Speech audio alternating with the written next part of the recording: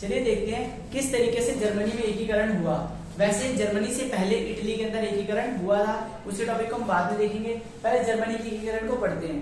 ठीक है, जर्मनी का एकीकरण जो था, जर्मनी के अंदर एकीकरण का मतलब क्या है कि वहां के लोगों ने सीखा कि किस तरीके से फ्रांस के अंदर जो घटना घटी उससे हमें क्या सीखना चाहिए और किस तरीके से हमें एक साथ आना चाहिए। अगर वहां के लोगों ने सीखा नेपोलियन बोनापार्ट से कि नेपोलियन बोनापार्ट जो खतरनाक शक्ति था, जब वो मारा गया, वो क्यों मारा गया और वहां के लोगों में एकता की भावना उससे उभरी, वहां से लोगों को सीखने को मिला कि अगर हम एक साथ आ जाए तो देश को बहुत अच्छे तरीके से चला सकते हैं। तो जर्मनी ने कई महासंघ में सम्मिलित हुआ, मतलब जर्मनी बड़ी बड़ी महाशक्तियों के साथ जुड़ा और कई महाक्षेत्र जो उनके बड़े बड़े क्षेत्र थे, महासंघों को एक साथ जोड़ा भी। उसके बाद उनका प्रसा के बड़े जंकर मतलब जो बड़े भूस्वामी थे। प्रसा क्या है? प्रसा एक राज्य है, वहां के जो लीडर्स थे वो बहुत शक्तिशाली थे। पूरी जर्मनी में ही कह सकते, पूरी जर्मनी में सबसे शक्तिशाली जो लीडर्स पाए जाते थे वो कहाँ पाए जाते थे? प्रशा में। भूस्वामी कह सकते एग्जाम्पल के लिए, जिनके पास बहुत बड़ी मात्रा में भूमि और राजपाट था, ने भी समर्थन किया। अब ज्यादातर क्या होता है कि बड़े लोग समर्थन नहीं देते हैं क्योंकि उनको क्या फर्क पड़ता है, लेकिन यहाँ पर जो प्रशा के जंकर थे उन्होंने बहुत बड़ी मात्रा में समर्थन किया। सभा ने प्रशा के काइजर विलियम प्रथम के नेतृत्व में नए जर्मन का साम्राज्य ऐलान किया।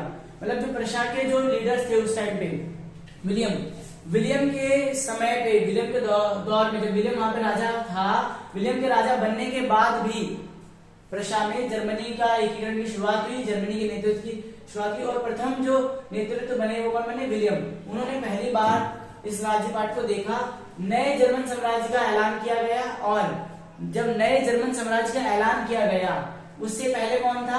काइजे विलियम थे, जो प्रथम नेतृत्व के रूप में थे। कहाँ के? प्रशा के। प्रशा के पहले जो लीडर थे वो कौन थे? काइजे विलियम। पर जर्मनी बहुत बड़ी है, उसके अंदर प्रशा एक राज्य है और शक्तिशाली राज्य है।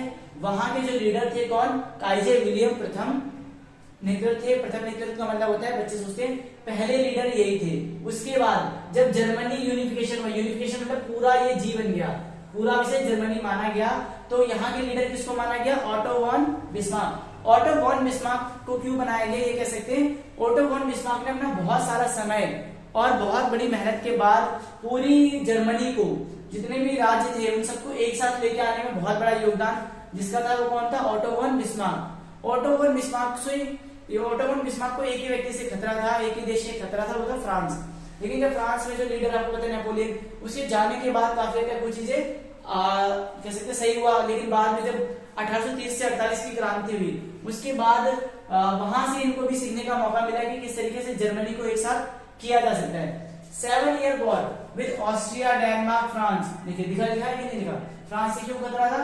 7 साल वॉर चली। ठीक है, उसके बाद वहां पर प्रोसेस किया गया नेशन बिल्डिंग की। नेशन बिल्डिंग मतलब देश को एक साथ लाने की। ये छोटा सा टॉपिक है जर्मनी के एकीकरण के बारे में।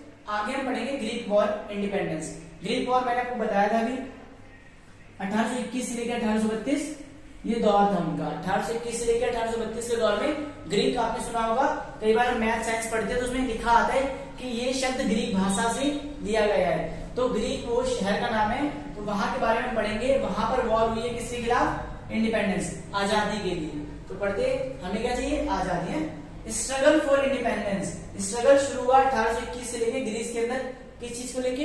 इंडिपेंडेंस को लेके। और इसके अंदर भी कोई ना कोई लीडर होगा जो निकल के बाहर आएगा, जिसने इंडिपेंडेंस के लिए भावना होगी जिसके अंदर। During the Greek war public got support from Greeks, western Europe, artist and post.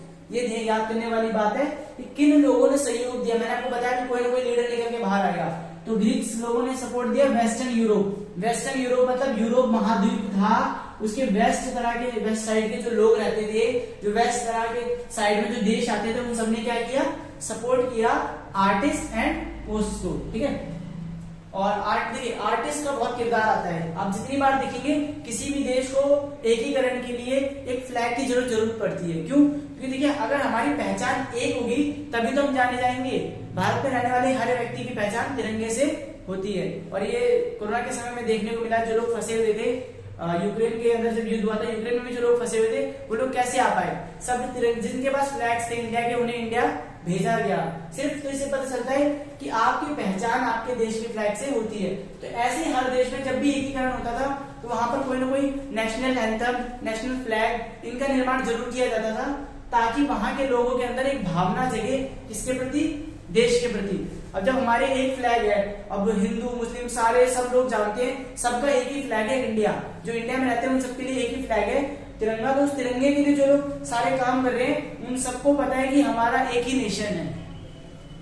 Treaty of Constantinople was signed in 1832। मतलब इसका मीनिंग क्या था, इसको देखिए, ये बहुत अच्छा था। जैसे मैंने आपको बताया ट्रीटी मतलब क्या था, इसे बोलते हैं संधि। जैसे मैंने बोला था वियना संधि कब साइन हुई थी, याद है 1821 के अंदर साइन हुई थी, नेपोलियन के मरने के बाद 1815 में, ठीक है। तो यहाँ पर भी एक ऐसा नियम साइन किया गया जिसके अंदर साइन किया गया था कि वहां के लोग इंडिपेंडेंस को, मतलब एक नए नियम को स्थापित करेंगे। Greece was declare as independent nation. और 1832 के बाद ये संधि साइन होने के बाद, ठीक है, तो इस संधि के साइन होने के बाद वहां पर क्या हुआ, कॉन्स्टेंटिनोपल को, ठीक है, कॉन्स्टेंटिनोपल को साइन होने के बाद वहां पर एक नया नियम आ गया। इसे पढ़ेंगे कॉन्स्टेंटिनोपल, नॉट पॉल, इसे पढ़ेंगे Constantinople was signed in 1832। Greece was declare as a independent nation. Greece को क्या किया गया, इंडिपेंडेंस मतलब एक आजाद नेशन के रूप में 1832 के बाद से देखा गया। अभी से नोट डाउन करिए, फिर हम पढ़ते इटली के बारे में।